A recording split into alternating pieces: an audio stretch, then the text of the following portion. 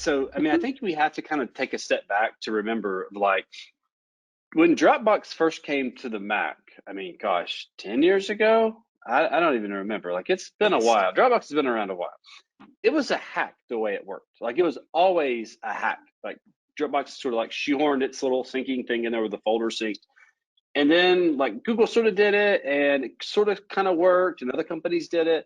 And then Apple just said, well, look, if we're going to have this thing, like a file syncing folder thing, then we probably need to build an API. And they did. And it's like, obviously, like every API sort of evolved over the years. Companies have sort of followed it, maybe not. And so really 12.3 makes it where some things break, and it affects a lot of people. Now, the cool thing is, it looks like for your major vendors, your Dropboxes and your OneDrives are not just going to stop working completely. Like, so it's not going to be a situation where like this no longer just works at all. Like the folder does not sync anymore.